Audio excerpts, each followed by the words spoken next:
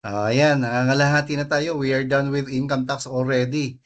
So we will proceed with estate and donors tayo. Estate and donors tax muna tayo. Okay, so now, tinanong sa board exam to, October 2016. The following are the modes of acquiring ownership except. So kung hindi yan all tips, hindi na yan mode of acquiring ownership. So what are the modes of acquiring ownership? Occupation. Ito yung fishing and hunting. Law. Example nito, yung Comprehensive Agrarian Reform Program. Because of that CARP, yung mga farmers, tenants were able to acquire ownership of the land. Donation, gratuitous transfer. Ito yung pag-uusapan natin. Tradition, ito yung sale and delivery. Okay, law on sales. Pag binigay ko sa iyo yung property, yung bagay na binili mo sa akin, binili mo, nagbayad ka, I delivered it to you. That is tradition. You are now the owner. Intellectual creation, lahat ng drawing mo, lahat ng ginawa mong tula. Okay, whatever that is invention and you were able to register it with Intellectual Property Office, aba, you are the owner. Prescription, acquisitive prescription to. Pag sinabing acquisitive prescription, you acquire ownership over a property through the passage of time. At pagkatapos, succession. So, yan ang pag-uusapan natin, dalawa. Succession at saka donation. So, sa board exam, sa syllabus, kokonti lang yung there are questions about succession, okay, pero basic lang. Sir, bakit ganun? Bakit ganun? Kokonti lang pala. Ba't ang haba ng discussion natin sa succession? Kasi nga, sa practice, napaka-importante ng succession. Hindi lang tayo dapat marunong mag-compute ng estate tax, but of course, we are supposed to know the rules regarding distribution of estate. Okay, yung rule on legitim, mga wills, etc. So dapat alam natin 'yan. Okay, who are compulsory heirs and all. So now, ito lang yung basic na hinahanap ng BOA. So you're supposed to know the meaning of succession, okay, mode of acquisition, wherein PRO, property rights and obligations are to the extent of the value of inheritance of a person are transmitted to his death to another or others either by will, testamentary succession ang ibig sabihin yun, or by operation of law, legal or intestate succession. Yan naman yun, ang operation of law. So, pag sinabing namatay, we use the term decedents. Okay, pag merong will, we will call him the testator. An heir can be compulsory or voluntary heir. Okay, an heir again can be compulsory or voluntary. So an heir is a person called to the succession, either by provision of will, testamentary, or by operation of law, legal or intestate succession. Kapag mga devices and legacies, okay, tumanggap ng real property yung devicee, at legacy naman, personal property ang tinanggap ng legatee. Okay? So the inheritance includes all the property rights and obligations, PRO. No? Legitim, naman ang part kapag gumawa ng will, ang isang testator, there is a part there that he cannot freely distribute, and that is called legitim. Because that part has been reserved by law, Civil Code of the Philippines, rules on succession to the persons who are called compulsory heirs. So, ang pwede lang talagang ipamigay ng testator yung kanyang free portion. Okay, so who are the compulsory heirs? Okay, ganito yan. Ang mana, pababa. Pag ikaw may anak, legitimate child, kasal ka, ang tagapagmana mo, anak mo. Siyempre, asawa mo din,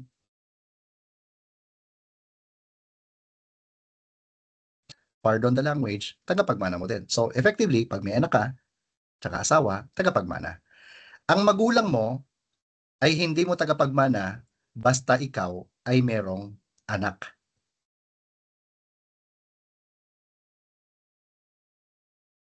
Right now, if you don't have you're not married, you don't have any child, walang pababa. So, aakyat yan. Sinong tagapagmana mo? Magulang mo. Sir, paano pag wala na po akong magulang? Ascendant, lolo't lola mo magiging tagapagmana. Dito kasi mo kung meron kang anak. Sir, paano pag namatay na yung anak ko pero meron akong apo? Apo mo, bakit? Descendant yan. So, pababa ang mana, kapag walang pababa, aakyat yan. Pero, okay, ang widow, widower, sila ay concur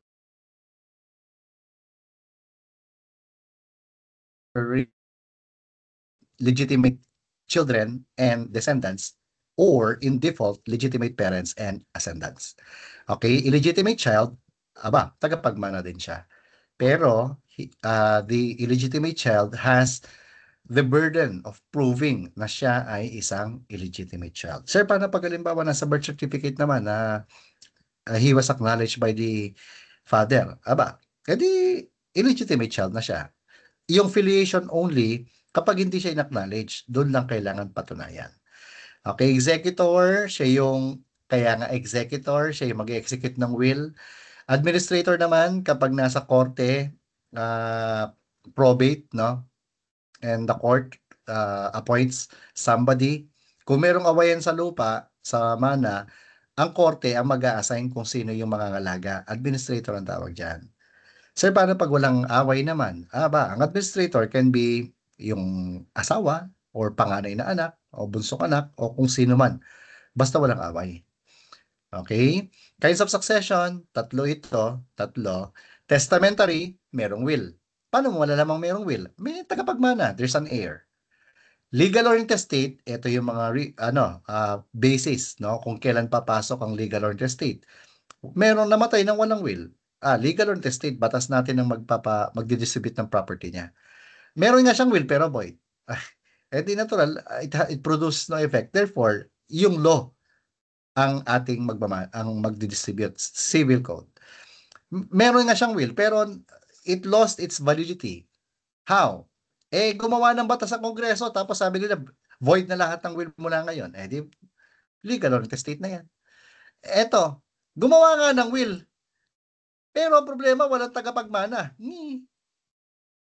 Valid ba yung will? Yes. Pero hindi yan madidistribute. Bakit? Walang tagapagmana eh. Anong gagawin? Legal or intestate. Meron nga siyang will, dalawa yung property, pero yung isang property nabigay kay A, yung isang property hindi nabanggit kung kanino matatanggap. Yung property binigay kay A, testamentary. Yung isang property na hindi nabanggit, legal or intestate. Ito yung example ng mixed succession.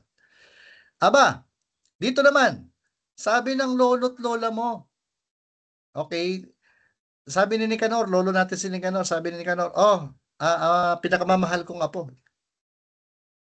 Kapag ikaw ay nag-top 1 sa LECPA, May 2025, I will give you 1 million pesos. Yan ang nakasulat sa kanyang will ni Nicanor.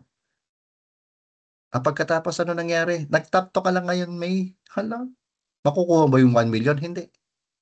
Assuming na namatay na si Nicanor, ha? Hindi mo makukuha yung 1 million. Bakit? Because the suspensive condition attached to the institution of heir does not happen. Top 2 ka lang eh. Pero okay na rin, pasalamat na rin tayo. Diyos ko, top 2, hirap niyan. Okay, pero kaya. So, anyway, ayun yun. Okay? Mas nauna pang namatay kesa sa testator. Natural, legal or intestate yan. Tapos, ito naman, anong ibig sabihin if the heir repudiates the inheritance? Yung tagapagmana, hindi niya, ma-pride. Parang ikaw, sabi niya, hindi ko yan tatanggapin. Ayokong tanggapin ang mana na yan. Kung ganon, edi yung property na intended for you will be distributed in accordance with legal or intestate succession. Okay? Anong ibig sabihin ng walang substitution? Yung iba kasi ganito, ang mga wills, no? Sabi ni X, I will that upon my death, ang bahay at lupa na to, binibigay ko kay A. Kung ayaw niya, kay B na lang. Kung merong substitution, walang problema. Pero papaano kung halimbawa, sabi, binibigay ko kay A, tapos sabi ni A, ayoko. Then there's no substitution, legal or intestate succession yan. Okay? Ano naman yung ibig sabihin ng right of accretion takes place? Halimbawa, sabi ng lolo, yung cellphone na to, ibibigay ko kay A at saka kay B. Tapos sabi ni B, ayoko yan. Di natural, merong right of accretion si A, sa kanya na mapupunta yung cellphone. Okay? Kasi, kung halimbawa, gagawin nating legal yung share ni B na hindi niya tinanggap, paano kung 5 yung anak ni X? Di magiging 5 plus A. Kawawa naman si A. Ang kahati lang supposedly niya si B. Dahil tumanggi si B, yung mga legal heirs na ba ang divide-divide? Hindi, kawawa naman. May right of accretion si A. So therefore, hindi na siya maging legal or intestate succession. So example ng no right of accretion. Halimbawa, sabi ng namatay, yung 1 million ibibigay ko kay A at saka kay B. Hati kayong dalawa. So tigpa 500 sila. Si A, kinuha niya yung 500. Si B, sabi ni B, ayoko yan. Pwede bang kunin ni A yung 500,000 ni B? Hindi. Wala siyang right of accretion. So therefore, ang magmamana dito, since divisible yan, yung mga legal heirs ni testator. Okay? So tapos ano pa? Incapable of succeeding. Sino nga yung incapable of succeeding? Hindi pwede magmana. Yung mga dead person, yung mga enemies of the state. Okay? Yung mga fictitious person, animals. Okay? I'm not talking about your ex. Char. Bitter no? Yung mga priests, minister, okay, yung mga organizations nila, pare, who heard the last confession, o kaya yung mga doktor na whom administered during last illness, o kaya yung mga unworthy, hindi sila pwede magmana. Okay, so therefore, yung property will be distributed. So nabanggit na natin yung mixed holographic will, entirely written, dated, and signed. Tatlo lang yan. Entirely written, dated, and signed by the hand of the testator himself. Notarial will, may abogado. Kaya nga merong attestation clause yan. Okay?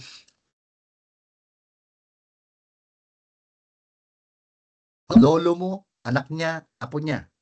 Descending direct line yan. Ascending naman tayo from apo to magulang to lolo't lola, ascending yon. Kapag hindi direct line, collateral yan. Kapatid mo, collateral, akyat, baba.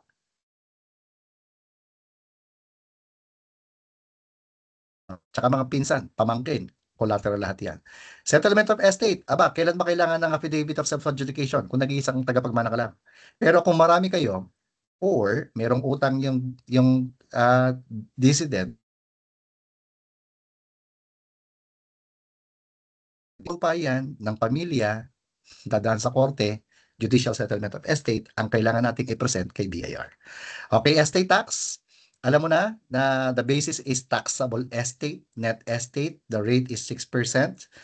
Okay, tandaan mo kung ano ang year of death, what is the law at that time is the one that will govern. Okay, format in computing, syempre kapag married yan or married, okay, tatlong column ka kagad, ganun lang kasimple to.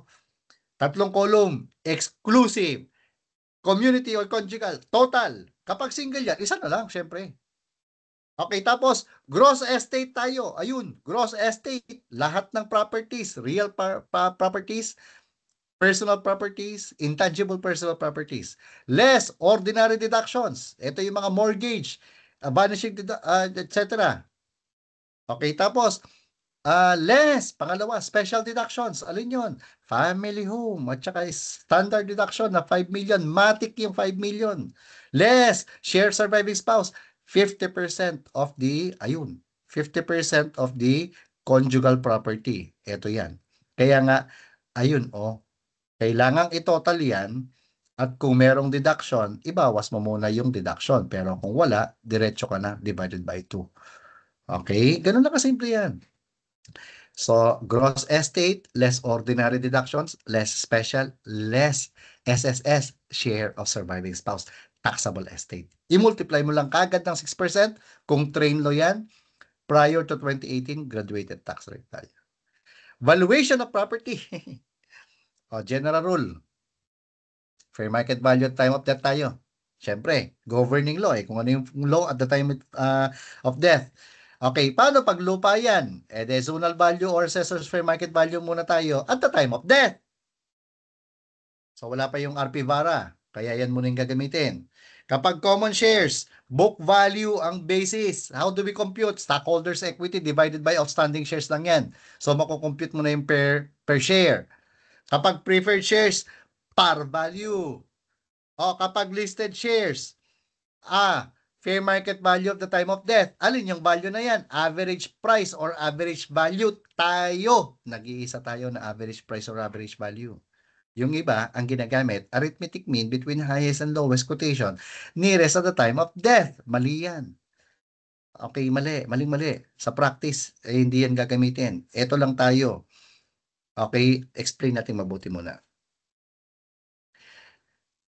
We're talking about listed shares. Halimbawa, if the decedent dies Monday, Tuesday, Wednesday, Thursday, Friday, is there trading in the stock exchange? Yes. So therefore, the fair market value at the time of death is available. So which means, anong gagamitin natin? Malalaman ba natin halimbawa namatay 12:01 in the afternoon? Malalaman kung magkano ang halaga? Hindi.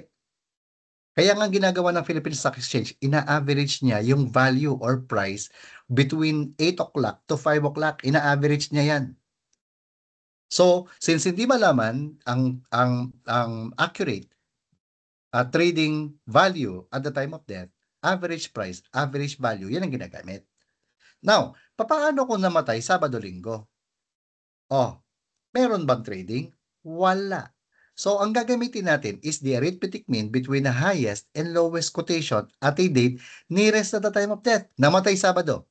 Alin ang pinakamalapit na araw na meron trading? Friday. Kaya yung arithmetic mean highest lowest ang gagamitin. So, it's practically average. Okay, paano namatay sa Linggo? Di, Monday ang gagamitin. Ganon ang ibig, ang application ng rule na yan. Okay, so kung lumabas sa board exam to, nakita mo yung average price, average value, kapag tinanggihan mo pa rin yan, ewan ko na lang sa'yo. Okay, pero kung walang average price, average value na nakalagay doon, anong sasagot mo? Arithmetic mean. Nag-iisa lang. Yan lang yung other option na logical eh. O, club shares. Bid price ang ginagamit natin dito. Nearest at the time of death. Okay, nearest at the time of death. Makikita mo yan sa dyaryo. Sa business section, makikita mo yung mga club shares doon. Okay, so normally, weekends, merong publication yan. Bili ka ng print media. Okay, use of rack. Okay, yan pa rin yung valuation natin. Deductions, tandaan mo, train law beginning 2018, wala ng funeral, judicial, at saka medical expenses. Okay, deductible pa rin itong mga to. So, claims against the estates, claims against insolvents, ibig sabihin, receivable yan, uncollectible na, part pa rin ng gross estate bago maging deduction. Unpaid mortgage, same, taxes, casualty losses, okay, basta hindi claim sa income tax yan. Tapos property previously tax deductible, transfer for public use, ops, tandaan mo to. Ang transfer for public use, part ng gross estate deduction siya. Kapag donation to education, social, charitable, cultural, exempt yan. Explain natin sa mamaya. Yan ang pagkakaiba ng donation to the government and donation to specific organizations. Okay? Family home. Dating 1 million, 10 million na to. Alam mo na to, Diyos ko po. Okay, maximum, whichever is higher tayo. Tapos, standard deduction. Kapag NRA, 500,000. Other than 5 million. Tinanong sa board exam, ito lang simple. Napakasimple lang ng tanong.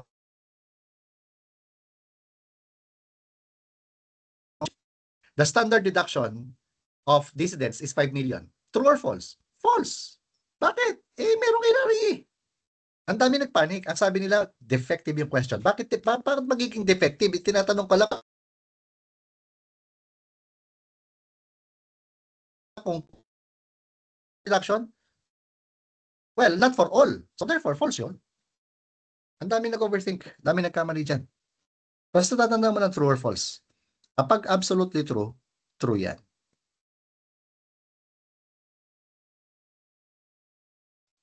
Deduction is 5 million. False. Why? It's not absolutely true. Okay, medical expense na, deductible na rin. Share of surviving spouse, syempre, deductible. At saka yung amounts received by heirs. O yung mga may asterisk, deduction muna yan bago maging part.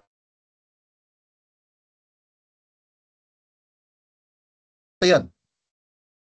Ito, exempted ang lahat ng to. Ibig sabihin, hindi na yan part ng gross estate.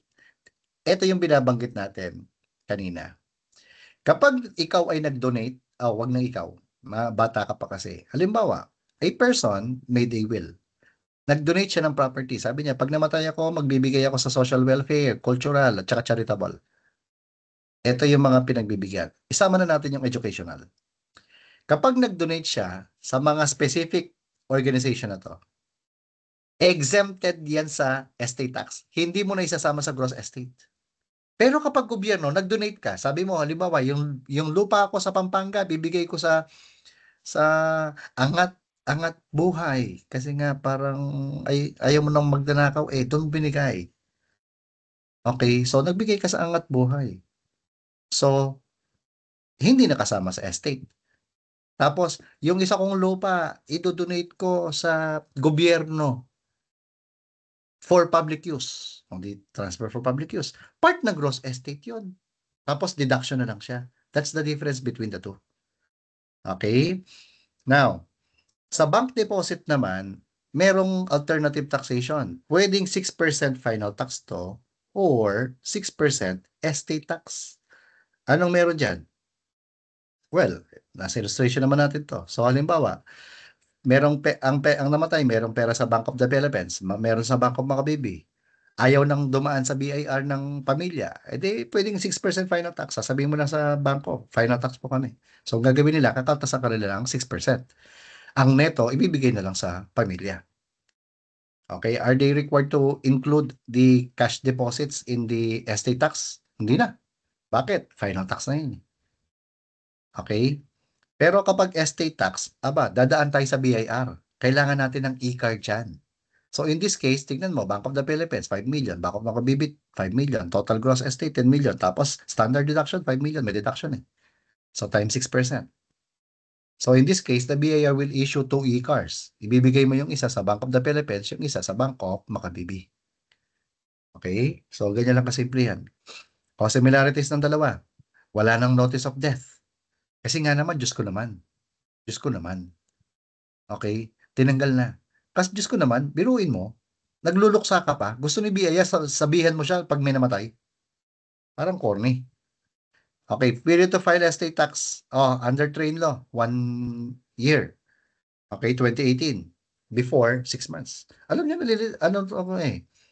itong mga nag-exam dati, ang sabi nila, may mga questions pa under the train law. Natural applicable pa rin yung mga train law ngayon. Pag hindi may tax code tayo, inamed halimbawa ng train law, train law na yung applicable. Biro yung masasabihin, sir, meron pa po mga tanong sa train law. Talaga meron. Ayan. So, 1 year ha. Tapos, extension to file the return, parehas. 30 days, pero meritorious case, isulat mo dyan, meritorious case. Example ng meritorious case, yung, halimbawa, nagka-pandemic, di ba? Sarado lahat. So, meritorious case yan.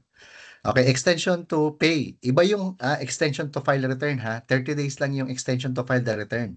Yung extension to pay, bakit hindi mo mabayaran kaagad? So which means, halimbawa, may awayan sa pamilya, kailangan mo mag-file ng estate tax return. Okay, within 1 year. Tapos, away pa din. Pwede ka mag-request ng extension to file the return, 30 days, not exceeding. Pero yung payment, pwede mong bayaran later yan. Ayan So kapag awayan yan sa pamilya, dumaan sa korte, mas matagal. Dumaan sa korte, 5 years yan. Pero between family, 2 years lang. Okay ba? Or, minsan, the payment of the estate tax, isulat mo rito, the payment of estate tax will cause undue hardship on the part of the heirs. Ayan talaga yung walang pambayad eh. Nung examiner ako, meron ako na-encounter dyan. Halimbawa, yung farmer sila, malaking lupa yung kanilang na mana from the parents. Kaso ang problema, they don't have anything to pay for. The estate tax, di nila mabayaran, 1,000,000. Sabi nila, sir, wala kami 1,000,000. Kaya sabi ko, dalawa yung pwede natin gawin. Number one, mag-request tayo ng extension to pay. Yan ang ginawang ko sila na sulat. Pangalawa, pwede niyong ibenta yung portion ng lupa, undertaking yan, pagkatapos yung proceeds pambabayad ng estate tax. Okay, so anyway, pwede bang installment? Pwede naman. Walang provision dati, pero inaalaw yan sa practice. Eto tayo. Person primarily liable to pay the estate tax. Explain natin ng konti. Konti lang naman.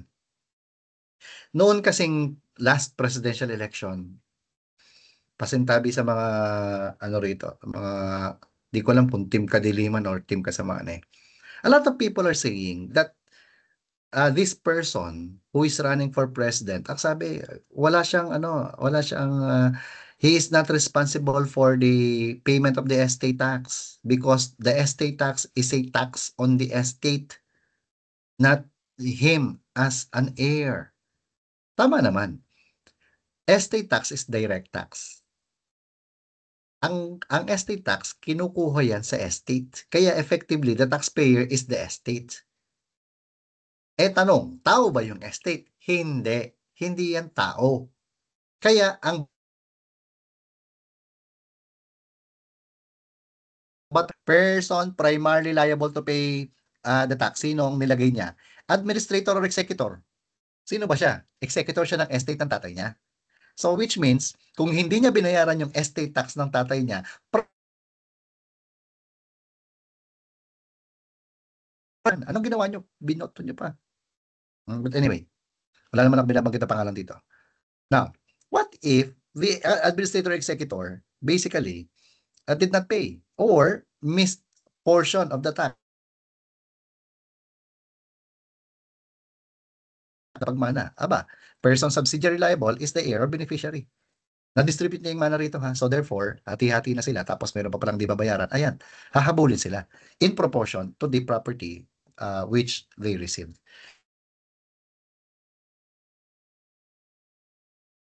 Merong final tax yan. O kaya merong e-car, bayad na yung estate tax. Dito, tapos, kailan ba kailangan ng CPA certificate? Kapag ang gross estate exceeds 5 million. Exceeds ha, exceeds. Okay, property relationships. Ito yung order of process ha.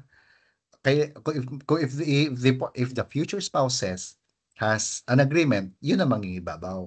Prenup ang tawag natin diyan. Or kung wala silang prenup, depende kung kailan kinasal. Okay, pwedeng absolute community or CPG. Okay? Or kung yan ay mga katutubo, by the local customs. So basically, what you'll see here are the classifications of the properties. Okay, so under CPG. Okay, CPG muna tayo. Exclusive properties, eto. Pag kinasal ka, under CPG, whatever is yours is yours. Okay? Kapag nagmana ka, during marriage, exclusive property pa din yan. Okay? Kapag ikaw ay may property, minortgage mo, finorclose ng bangko, you have 1 year to redeem, na-redeem mo siya, exclusive property yan. Unless, yung pera galing sa inyo mag-asawa. Okay? You have money, di ba? Whatever you bring to the marriage is your exclusive property. Meron kang 1 million, edi sa'yo yan. Edi ngayon, pinambili mo ng sasakyan, edi exclusive pa rin yan. Okay, in CPG, tandaan mo, rule on contracts of partnership applies. Okay, mag-asawa na kayo, bumili kayo ng property, sa inyong dalawa yan. May trabaho kayong dalawa, may negosyo, o kahit isa lang meron, sa inyong dalawa yan. Merong fruits, sa inyong dalawa yan, including the fruits of the exclusive property. Merong napulot na hidden treasure, or ikaw yung owner of the property, conjugal yan. Okay, nakangisda yung asawa mo, nakakuha siya ng baboy daw mo sa bundok, conjugal yan. Yung mga anak ng mga baboy, inahin, conjugal yan. Yung pinansugal ng tatay mo, nanalo siya, yung winnings, conjugal. Losses, charged to him personally. O kapag absolute community naman, ito yung matindi. Whatever that is, you own, when you marry under CPG, magiging community yan. Whatever you own. Okay? Jewelries, if there are any, is classified as community. Example, mag-asawa na tayong dalawa. Nagpabili ka sa akin, mahal, bili mo naman ako ng hindi, wag na pala ako, si Villegas na lang. Kasi mas sweet yun eh. Sabi niya kay Villegas, nilambing-lambing na. Sir Jun. Ay, hindi pala Sir Jun. Pwede naman Sir Jun, no? Jun, bili mo naman ako ng, ano, ng sing-sing, tsaka necklace. Binili ka niya 1,000,000. Ang total property niya, ninyong mag-asawa, 5,000,000. Sabi niya, bili mo kaya akong jewelry. Bumili ng jewelry, 1,000,000. How do we classify the jewelry, even if the jewelry is being worn by the wife exclusively? Hindi, community pa rin. Hindi pwede maging exclusive yan kahit siya lang ang gumagamit yan, personal exclusive use. Bakit? Eh di kawawa naman si John. Biruin mo 4,000,000 divided by 2, eh dapat 5,000,000 yun eh. Yan ang rationale why jewelries are considered community properties. Okay, dito naman. Parang yung kanina, parehas lang. Pag ikaw ay nagmana, ayan o, properties acquired during marriage, gratuitous transfer. Basta nagmana ka, during marriage, exclusive. Okay? Yung mga personal properties mo na hindi jewelry, exclusive yan. Example, mag-asawa, Jun and you. Okay? Yi. Community property kayo. Tapos, bibili ka ng toothbrush mo. Galing saan ang pera? Sa inyong dalawang mag-asawa. Eh, gagamitin mo lang yung toothbrush mo, personal use. Eh, di, exclusive property yun. Bumili ka ng sapatos. Bumili siya ng sapatos sa Japan. Hindi naman kasya sa yung sapatos. Exclusive property ni Jun yan. Okay? Bumili ka ng salamin. Wala namang salamin si Jun. Ano mo yung salamin? Kahit galing pa sa common property niyo yan, common fund niyo yan, exclusive mo yan. Okay? Ito naman, reserva truncal. If a person is married to another person, they have a child, any properties owned by them, hindi yan magiging exclusive. Hindi yan pwede maging community kung namatay. Halimbawa, hindi ako makapag-drawing dito eh. A at saka si B kasal. Anak nila si AB. A at saka si B kasal. Anak nila si AB. Meron silang bahay at lupa. Namatay si A. Sino tagapagmana ni A? Si B na kanyang asawa at saka si AB na kanyang anak. Anong nangyari kay B nung namatay ang kanyang mahal na asawa na si A? Nalungkot siya. Anong ginawa niya? Minessage niya sino? Si X. Talaga yung mga X na yan eh. So ngayon, nagkabalikan si X at saka si B. Nagpakasal. Eh merong bahay at lupa na minana si B from her prior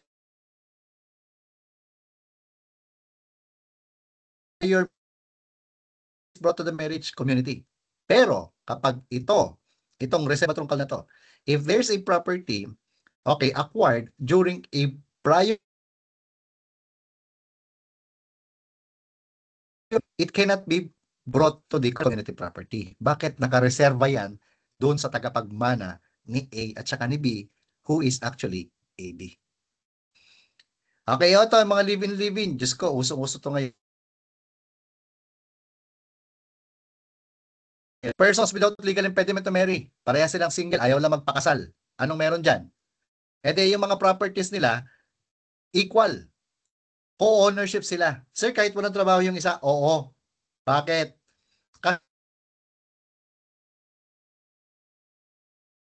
Kanyang share is yung pangangalaga, pagmamahal sa pamilya. Okay? Now, paano kung void ang marriage? Example ng void marriage. Minor yung bata, ay yung yung asawa. Or, yung solemnizing officer, hindi peke. Void yung marriage. Pero, nagsasama pa rin sila. So, co-ownership pa din yan. Pero kapag nagsama yung dalawang tao, and there is a legal impediment to marry, meaning one of them or both of them are married, aba, kung magkano lang yung contribution, yun lang yung share sa property. Okay? So, other important considerations, kaya mo na to. Okay, tapos, rule on reciprocity and tangible personal property. Tandaan niyo yung rule on reciprocity, tinuturo natin sa dito ha. Okay, tapos venue, ito importante, EOPT, filing of return tayo, filing of return, and payment of tax anywhere. Pero yung processing ng e-car to, isulat mo, processing of clearance, e-car, kung, eto yan, ito. If dissident has a business, doon tayo sa RDO, where the business registered. Kung walang negosyo, ay talagang ease of paying tax kahit saan. Okay, where you intend to apply the e-car, allowed yan. Old rule, kung nasaan ang residence, doon ang venue. Okay, so old rule naman tong iba na to. Kaya, sir, paano yung ano? Yung, yung mga non-resident. Halimbawa, non-resident citizen, non-resident alien, may property dito. Saan ang venue? Kapag ganyan, babalikan mo yung rule. May negosyo ba dito o wala? Wala. Dito ka, anywhere. Ganun lang kasimple. Okay? Kasi dati, nahabol pa natin yung executor or administrator eh. Pag walang executor or administrator for non-residents, RDO 39 tayo, South Quezon City. Okay, transfer for Philippine Veterans Bank, wala yan. Na-exempt yan. Estate tax amnesty, tandaan nyo ha, para sa inyong kaalaman. Anak ko, malapit na to. Next month na to, June 14, 2025 ang deadline. Ang coverage na nito ngayon, on or before May 31, 2022. Kasi isinama yung mga namatay during pandemic. Okay, exceptions. Hindi pwedeng maging hindi pwedeng maging cover ng estate tax amnesty yung mga yan. Okay, tignan mo to. Unexplained wealth. Mga ninakaw na property. Di yan pwede. Di yan pwede mag-amnesty. Cases falling under PCGG. Di rin pwede yan. Okay, ang rate ng amnesty 6% din, natural.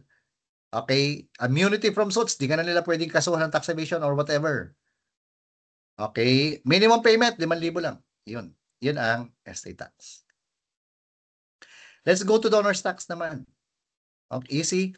Very simple lang to. Okay, gross estate, less ordinary deductions, less special deductions, matic yung standard deduction, less share surviving spouse if married. Okay, times 6%, tapos na yung problema mo. Donor's tax, very simple lang din to. Rate of donor's tax is 6%. Base is net gift. So when you say net gift, is gross gift less deductions. Okay?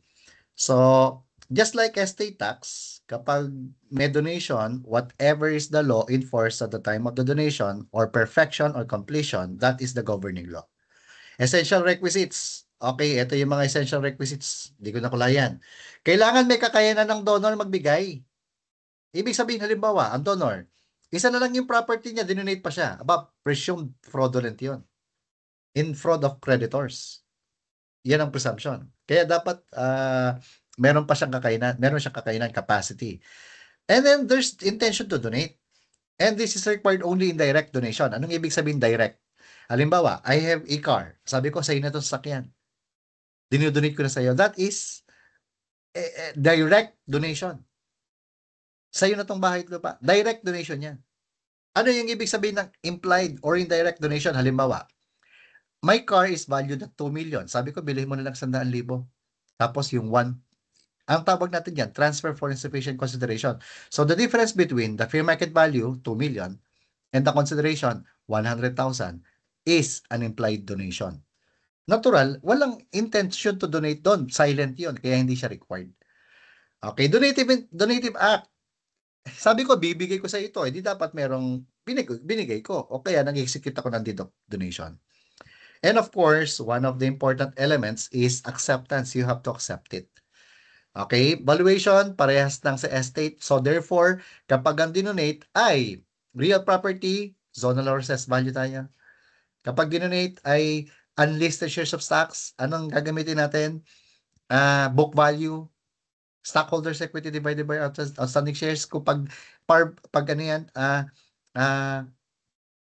preferred shares par value. Kung listed shares yan, average price or average value tayo. Okay, kung ang donation naganap Saturday, Sunday, arithmetic mean between highest and lowest quotation nearest at the time of donation, etc. Okay, dito tayo. Importante.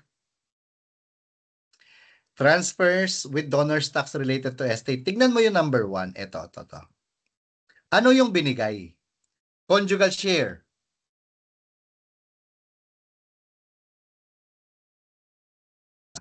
Donor stocks yan. Dito tayo. Ano yung binigay? Distributive share. Ito yung share niya dun sa mana niya. Dun sa mana. Tignan mo. Distributive share to.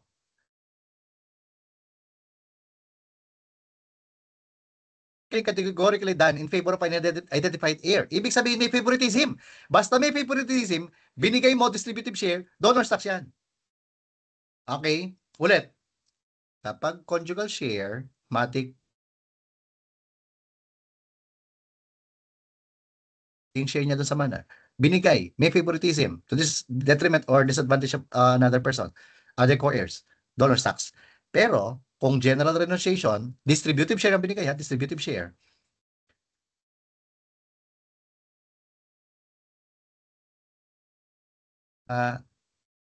Injustice. Equal ang sharing. Walang nalamangan except sa donor stocks. Ang tawag dyan, general renunciation. Yung kanina, ito, specific renunciation ang tawag minsan. Pero I don't call it specific renunciation because the law did not name it specific renunciation. Okay, but anyway, pabayaan na natin. Paano kung merong mga bentahang naganap na sobrang mura? Ang tawag natin dyan, transfer for less than adequate and full consideration.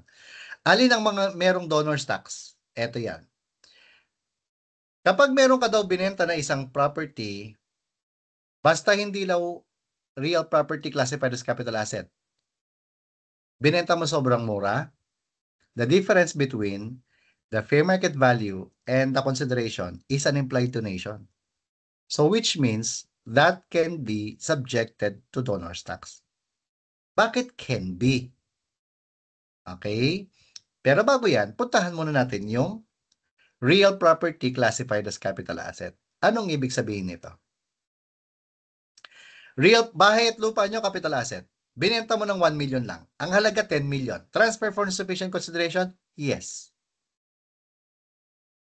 Tanong, what is the basis of the CGT? The 10 million, the fair market value. Lugi ba yung gobyerno? Hindi. Kaya kahit benta mo ng piso yan, okay lang kay gobyerno kasi may zonal value na 10 million. So there's no problem. Now, kaya nga sinabi ng batas natin, basta merong property na binenta, basta hindi real property classified as capital asset, binenta mo na sobrang mura, yung difference ng fair market value and consideration is implied donation. Meaning, matic donor stocks dapat yan. Pero, dito tayo. Paano kung merong isang property na binenta at sobrang mura? Sino yung nagbenta? Engage in trade or business. So therefore, ordinary asset niya yung binenta niya. Sobrang mura. Meron bang donor stocks dyan? Wala kung merong bond. Bona fide sale yan. Arm's length yan. There's no donative intent. Then there's no implied donation. There's no donor stocks. Example. Ikaw ay nagbebenta ng sapatos. 10,000 yan. Tapos sabi mo, 70% yan. Parang yung binili ni Villegas. 70% daw, tuwan-tuwa siya. O tanong, ang halaga 10,000. Binenta mo lang ng 3,000. Transfer for insufficient consideration? Yes. How do we treat that difference? Implied donation yan. Pero, ang tanong, totoo bang sale ang naganap? Check tayo kung yes. Arm's length. Ibig sabihin, kahit sino bang bumili, 70% discount yan. Yes, check yan. Wala ka bang donative intent? Wala. Yung 70% off, it's just a bargain. It's just a discount. I don't care. It's not a donation on my part. Therefore, walang implied donation, walang donor stocks. Ang sabi ko, engage in trader business to. So ngayon, paano kung halimbawa, ako, not engage in trader business, assuming lang, yung laptop ko nagkakahalaga ng 100,000 piso. Ito yon. 100,000 to. Ibebenta ko lang sa'yo ng 10,000. Pumayag ka. Ngayon, engaged in trader business ako? No, in my example, I'm not. So ngayon, the 90,000 difference between the fair market value, 100,000, and the 10,000 payment made by you, consideration, 90,000, is considered an implied donation. Bakit? Kasi kapag ikaw ay engaged, binigyan ka ng karapatan ng batas natin to determine your selling price. Ano ka, seller ka, may kalaban ka eh. Pero kung ikaw ay hindi engaged in trader business, implied donation yan. So therefore, subject yan sa donor's tax. Okay? Now, transfer of shares of stock subject to DST. Clarify ito ni Commissioner Lumagi in one of his Commissioner Dulay in one of the RMPCs he issued, no. Kapag merong donation ng shares of stocks, meron daw doc stamp. Kapag meron daw renunciation sa sa extrajudicial settlement of estate, object is shares of stocks, meron daw doc stamp.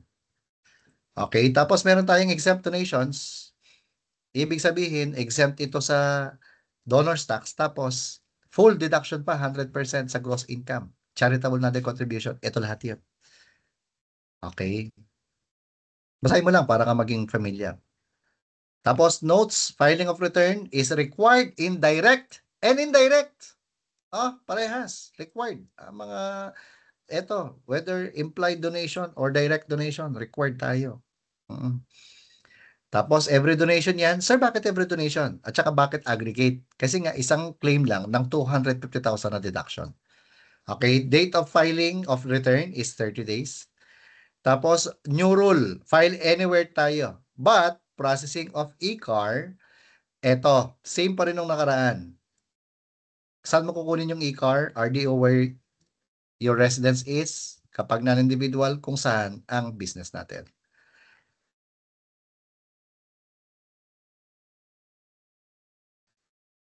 Sa sale of real property, 50 pesos for every 1,000.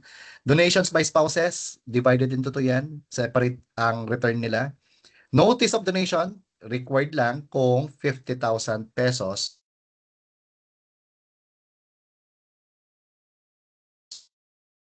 Kung 50,000 pesos yung ating donation, minimum donation. Okay, so at least 50,000. And para hindi ka malito, kasabay ito natin. Okay, so basically that's for estate and donors. Bye-bye.